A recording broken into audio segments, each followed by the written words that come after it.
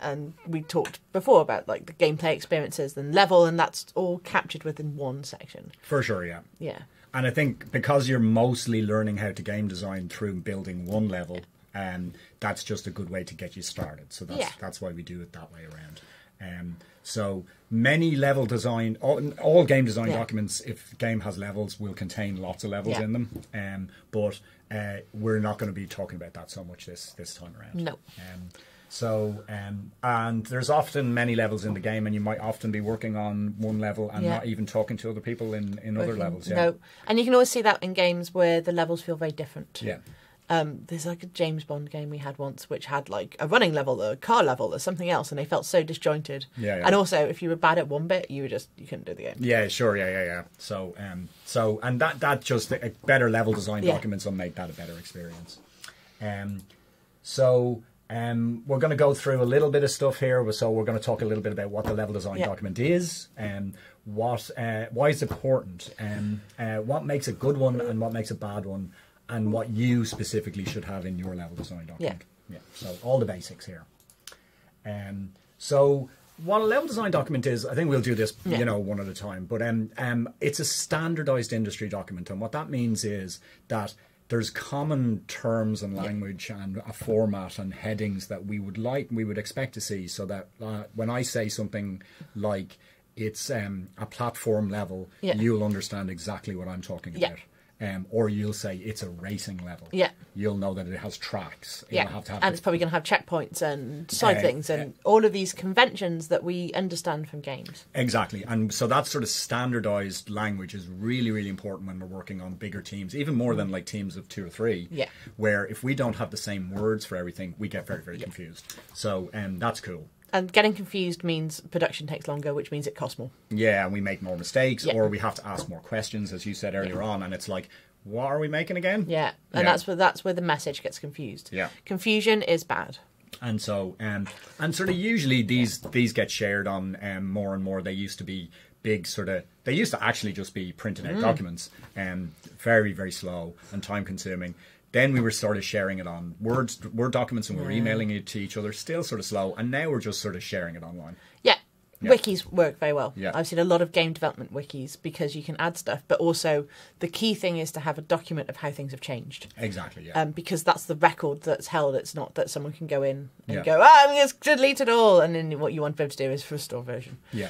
And this is important because things change all the time. We might realise that that your James Bond analogy is that the racing game just sucks, so or part of it. So we're going to ditch that. So or I mean, something might come up from high, like actually this has happened, and we're going to need to change this. Yeah, sure. And that might be time, that might be production, it might be something catastrophic has happened somewhere, and let's not have that level in the game. There's a new James Bond. There's a new James Bond. So there's something else. We don't have the license to use this.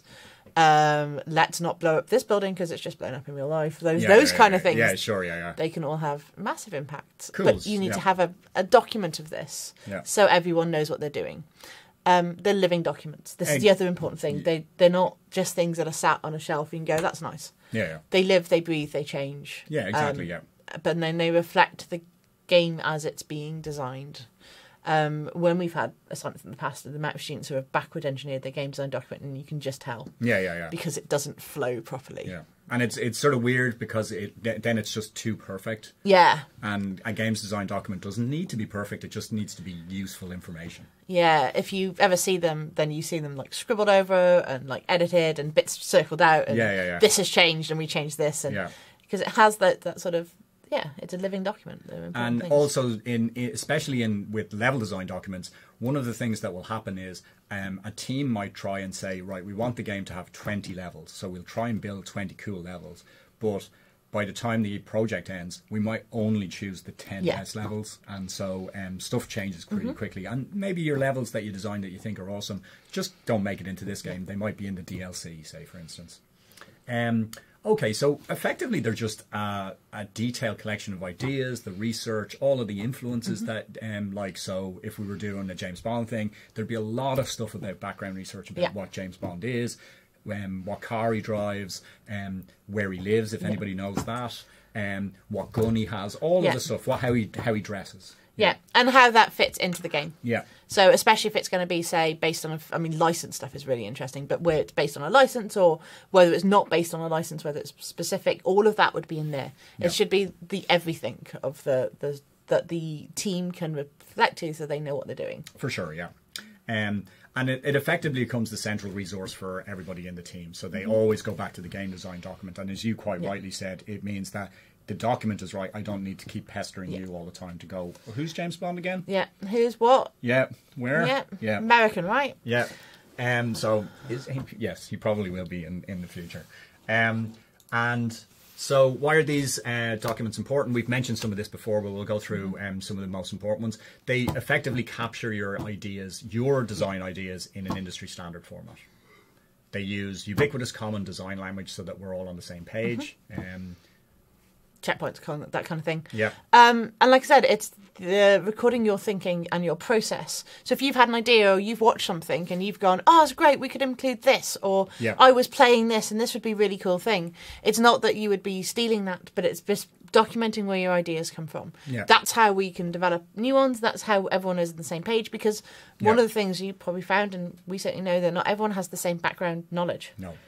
So it's not as simple as going, oh yeah, it's definitely going to be, this is definitely going to be in a film noir style. If that doesn't mean anything to you, then it's kind of wasted as just a throwaway. But even go, if you like, oh, what I mean is this. Yeah. That's where that goes into the documentation. And that's the same for mechanics. So going, oh yeah, no, it's going to have climbing. You're kind of going like, oh, what does that mean in the context of this game? Yeah, what type of climbing? Yeah. And this is where you'll start to see references to other games on, like, oh, it's got a stealth mechanic like this game. Yeah. Or it's got something that's like this. Yeah. And we use that shorthand a lot because it's a gaming way. It's a way of quickly conveying really lots of information in a really short way. Yeah, so like film noir is a perfect example. There's a lot in that. Yes. Yeah. So they're great for sharing your ideas about your level design, but also you have to remember when you're in a team, you as the level designer are actually telling people in your documentation how, not just why your level is cool, but also how to build it. Yeah. So that's good for when we're planning out things. How big is it? How many models do we have to make? How many assets might we have to buy on the App Store? What do you have to do to get through it? How does the actual level play out? Yeah. Like how many months is it going to take to build that? How many man hours is it going to take? Yeah, all those important questions. And that's good from like sort of just a production point of view when we're making the game. They're also useful when, and if some of you are lucky enough to sort of be involved in either pitching or setting up your own little studios eventually, they're really useful as a way to convince other people that your idea is cool. Yeah, and it's going to make sense. And that you've thought about it. Yeah. Because it's not as good as going, oh, I don't really know what happens here. Like, that's not what anyone's going to fund. No one's going to fund future fluffy ideas that you might have had. No. Then they're like, oh, yeah, I haven't got that far, but here it is scribbled on a napkin. Yeah, for sure, yeah. Or if you don't have this prepared, somebody will go, yeah, I like the idea, but why don't you show me? Yeah. Show me some information. So it's really, really useful there. We've said it's a good way for like the team and publishers and all the people that get involved in a really big game to review how progress is making. So like go, well, okay, how much of the level have we made? Yeah. How long is it going to take to finish the rest of it? Is that going to take too long? If it's too long, we mightn't get our game out by Christmas. Yeah. Or the new Xbox is coming out. Yeah, whatever deadline someone has given you. You may not be in charge of your own deadlines. Exactly, yeah. Like, we need to get this game out so we can afford the rent. Yeah, for sure, yeah. So we've ran out of money. Yeah. Again. So they're really useful when we're doing all of the extra stuff to make our work as game designers better. So we do a lot of reviews and say, all right, this was our initial idea. Is the stuff that we put into the game actually as cool as our ideas, or was it less cool? It also means nothing's wasted. Yeah, for sure. So it might be that you had some idea that got buried somewhere, or you couldn't do it at one point, but you can pick it up because you've got it documented. Yeah, I know. And that's a really important thing. That happens loads. Like, oh, we had this, and actually I didn't mean it there, but I could use it here. And actually, when somebody said, "Oh, this game's been super successful. What else you got?" You go, "Well, yeah. Had this tucked away here. It never made it into this game, but it made it into this game." Sure, yeah. Or like, I wanted the crazy waterfall that we couldn't do. Yeah, now we can because tech's moved on. Yeah. But it's about, like I said, documenting your ideas. Not that people will steal your ideas. You have to get past that idea that everything is so special and so secret. No. No, unless you're under an NDA or you're working for like a shady government organisation, like you can share your ideas. It's fine. Yeah, designers they're not in the business really of stealing ideas. Everyone has their own ideas. It might be some stuff overlaps. The more that you design games, the more that you find that your ideas are the same as someone else's. As long as you can find ways to work it so it stands out, that's okay. And there are a lot of people in the world. There's 7 billion of us at the moment, so they're all having ideas all at the same time. So that's cool. But actually, speaking of it, you might actually, instead of like trying to protect your idea, you might want to actually share it. So they're really good for like if you wanted to get blogs or PR for the game and go, wow, your level is super good. Can we take a screen grab of that and put it on the box? There's so much about I've seen so many, especially when you see board games and stuff, and people are like, I've worked on this for 20 years. And you're like, has anyone ever played it? And they're like, no, it's not going to be very good. Because your ideas get better the more that they're tested by other people. For sure, and that's the same as digital games. Yeah. And the sales is similarly, the more you're going to make enough money to stay as a games designer and afford your food. The more people that share it and go, yeah, it's a great game, the better you're going to do. So like I said, a level design document is why we keep interchanging level and game. You've got to remember that level is one part of a game design document, but the same is true of both of them. Yeah, exactly. So what makes a good level design document? The first and foremost one is it uses language that we all understand as opposed to just the crazy words that you might make up. So that just makes it easy for everybody to share your idea and talk about it in the same time. So if you only used Japanese manga terms in your games design document, that would be very, very confusing for us if we didn't speak that language. And also making sure that it has a good level of language. If you see level design jobs and game design jobs, the amount of times it says like good level of written language. Yeah, sure. That's what you need. So not text speak, not just jargon, not just like 3-letter acronyms, not using like specific words that have just come out of one webcomic that everyone might be using, but you need to think about having these as official formal writing effectively. And that sort of just usually means it's good English, it uses the correct terms, but also it's short. You don't need to do a lot of stuff. You have to be concise and clear because we're busy people and we want to get your information. And you don't want stuff to get lost. No, exactly, And you also want to be able to find your own work. So you go, why did I write 700 pages on this? On how bridges work in my level. That's what GDC talks for. So you'd make it short, concise, and useful. So you should focus on what's awesome and unique, and don't talk about, say, doors. No. Unless they're interesting doors. No. Everyone knows, unless there's a specific mechanic to things. Like, you can pretty much go like, oh, there's a pathway, this kind of thing. You don't need to specify that and you don't need to specify necessarily the artistic aspects of things as well. But level design documents focus on mechanics. There'll be separate art documents. There'll be separate environment art documents. There'll be separate, all of that separate. Sure, What you're focusing on is mechanics. And you should be able to explain the mechanics of your game and not just, and it happens. No, sure, And why it's cool. So if you're designing a cool level and you've got like an epic boss fight and a cool set piece, that's the stuff that goes into your level design document. You don't really need to say what type of steel it is. We just know it's steel. And you don't, it's just corridors. Really try and keep yourself clear and concise and only talk about the awesome stuff. Because that's really the job of work. And remember, always remember, it's for players. Players won't see the design document. No. Unless, like I said, they're like me and they make me happy.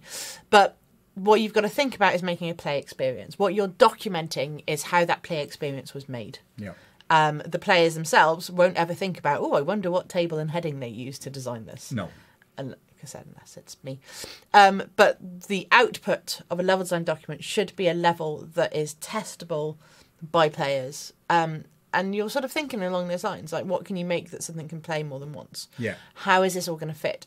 Players won't think about whether you've thought about the mechanics for door openings or wall climbing or anything. They'll just appreciate they're there.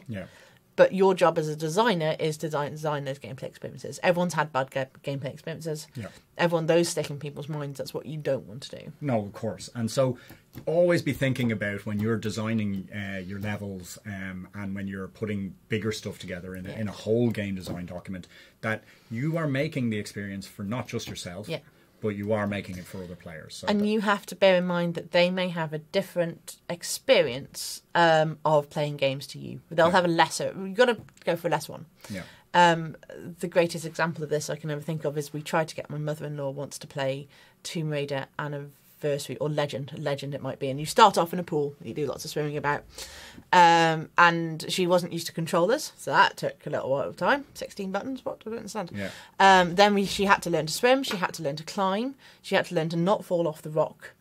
That took a while. Then she had to learn to jump and hold on to a bit of thing and jump across, and that took, this is 2 hours now, before then we've got a tiny bit of space, and then she runs straight onto a bridge and gets stroked. And this was 3 hours, and that was the point she rage quit and said computer games are rubbish. Because actually, had there just been a barrier at one point and she wouldn't be able to run off, she'd have been fine. Because it would have given her time to pause and think. But I think because it was a rebooted game, they weren't thinking about new players. They were only thinking about people who were used to games. It made us so angry. And us then. But it was really, you could see just from that, watching someone else play a game. And this is it, when you get to playtest your levels, get as many people to playtest as possible. Because you want to see that range of stuff. I can playtest anything, because I'm really, as you've seen, really rubbish at jumping in games. But that's what you want. Your levels are for players, but they're for all players, not just people who are good. Which is why we focus on making it, everything is about, in design, is about making it as awesome a player experience as you can. And then playtesting the hell out of it. Cool. So, what makes a bad level design document? Essentially, it focuses on the wrong things. One of the big mistakes I see a lot of is you spend a lot of time telling a story that really will never feature in the game, or exposition for a character that, you know, what's going on. Games are about play. They're different from movies. Like narrative documents are a different thing. Yeah, they are totally different. They're awesome, but they don't really need to feature in a level design document. Much more useful information is how epically cool the bridge might be, and does it have like a secret trapdoor so you can climb under the bridge. That's much more awesome. So that's the right amount of information. It elaborates too much on unnecessary things, like, say, detailing how doors open. We all know how doors open. It's fine. How does your secret parachute under that bridge work? That's much more cool. Sometimes they go too much into like technical details about the engine. That's a different document.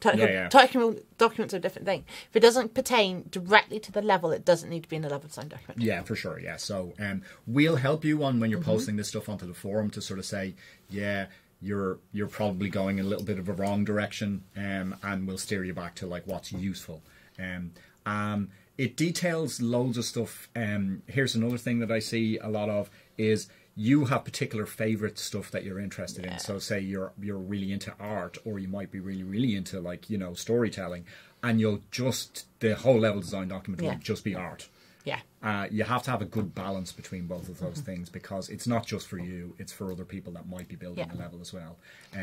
And it's really useful for you as a junior designers to get good at the stuff you're not so good at. So if so that's just a general sort of like thing that I don't like to see, because it shows that you're not really pushing your design work into other areas. It straight up just isn't useful. Well, I've seen some of those where you can just tell that they've just done it after the fact, so they felt they needed to. And it doesn't. You can't see, like, you can't work out which bits of the level need to be made, and it doesn't have the relevant information. That relevant information is going to be different for everyone. That's why we're not saying like you have to have this. We are going to go some general things, but anything which just isn't useful for a team. If you're not sure if your document's useful, show it to someone else.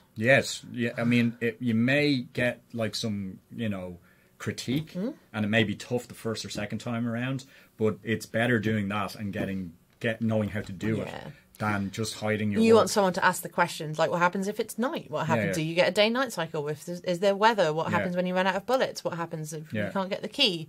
Like, or those kind of things. Why isn't there a map? It's a level, so I don't understand what's happening. Or I see a lot of this is you go cool into the story, but you forget to put things like, how big is your map? And suddenly I'm like, the first question I'm asking is, okay, is this centimeters or kilometers or whatever else? So all of that is, if it's not useful, it's just all that's going to happen is one of us is going to ask a question and go, why? Why did you think that this was, or why is it missing? And again, focus on the player. So focus on not sometimes the stuff that you think is cool, but the things you should be thinking are cool are all about how to make awesome experiences for that player. So just keep on remembering to do that. So if you haven't mentioned the player, or you haven't mentioned the player experience, how they die, what's cool about it, can they see that sunset? And that's not the same as doing a walkthrough. No. So you're not looking at how a player might tackle a level. I've got a Tomb Raider book where they do a playthrough in the first person, which is really weird. So it's not that, it's how you are designing play experiences, not necessarily what does the player do. Walkthroughs can come into it, but for the most part, it's what does the player do. So how are you designing that play context? And I think that's just the difference between sort of your language, the way you use it, and go, I think this is awesome, as opposed to I think this would be a cool play experience because this will save your mother-in-law 3 hours by putting in some very tutorial. All it needed was a fence. And that's a good habit anyway as designers, to just get a little bit out of your own head and sort of think about it as, well, how, if I was a player, would this be cool? Would I understand what's going on? Just some stuff we see and bad stuff. So let's get a little bit deeper. That's just generally level design, but what should you have in your level design document? Now, obviously, we've given you this sort of list, so you should definitely have maps. You should definitely have some sort of discussion about your mechanics, how stuff works. The map is sort of like how big it is and how it looks and what's it made of, and the shape of things. Mechanics are about how stuff works. Then beats and pacing is how it feels. And what the player does. How quick it might play. What are the epic moments and what are the low moments. All of that sort of stuff. And then you're going to have work in progress, which is your development maps, and then you're going to have just stuff in the level design document. And I'm going to talk a little bit, or we're going to talk a little bit about extra stuff that we might like to see. So I've highlighted these in yellow so that's really clear what we're looking for. That annotated bit's really important. And so some of this stuff that we would like to see is these are the most important things. Tables we love to see. I'm going to explain that now in a minute.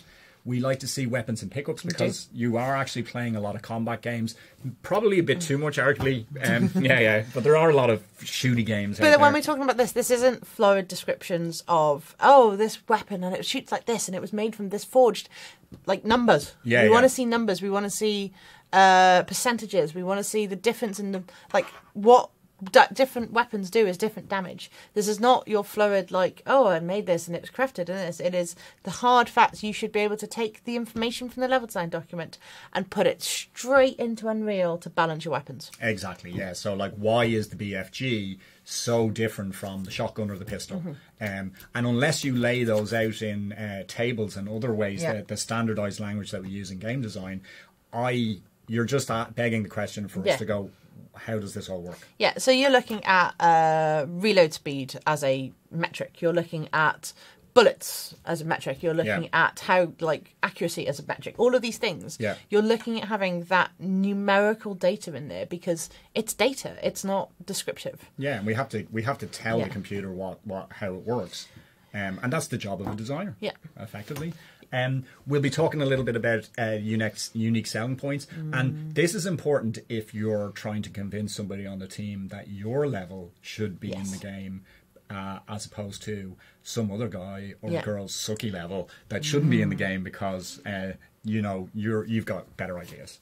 Or where your level should come. Exactly. Or what you've designed. There's a load of stuff that when we talk about unique selling points, it's not just from a marketing point of view. Internal marketing is really important. For sure, because you're going to have large companies, going to have large teams. Not everything might make it through. No. no sort of producer's going to put all their eggs in one baskets and just have everything like, oh, that's all that's made. Yeah. You just don't have enough time and you want redundancies. You want stuff. Sure, yeah. Because what you might have is a team where something goes terribly wrong. You might have a team where someone gets run over by a bus and they have to pick up the pieces and do that. For sure. And also, because we're designing for other players, most of what your unique selling points, certainly in early stage design, are all about epic moments for the player. So that's very, very important to document. And we'll be talking about mood boards and environmental research, which is effectively telling other people on the team how you think it'll look. So these are all important areas. Yeah, because just saying, oh, it's like a forest. Like, I can think of 5 or 6 different examples of forests. Like, is it a big scary forest? Is it a dark forest? Is it a forest in nighttime? Is it a fairy glen? Is it what kind of trees? What is it? Are they natural planting? Is it fake planting? Is it like all of these kind of things? What you need to be able to have is, I mean, a forest like this. Yeah. Like, that's what I've seen loads of games where just people have not been on the same wavelength when it comes to describing things. Yeah. And that causes real like confusion in design documentation and in games, and that's where teams really fall apart, because they're not on the same page and they can't design and develop for it. For sure. And as we were saying in another video, actually, it was an interesting point. Bradley showed a spooky house, but it was very obviously an American spooky house. But if he had just written spooky house, because I'm from Ireland, houses aren't made of wood in Ireland. So spooky house for me is a very different, and a spooky house for you is a very different experience. Yeah. So, but when we show more visual references and annotate a lot of stuff, I very clearly know what house he's talking about. Yeah. Okay, so this is the end of this video. That's an introduction to all of the extra stuff that we'll be expecting in your level design documents. We will be doing videos in each of these. So thank you, and we'll see you in labs.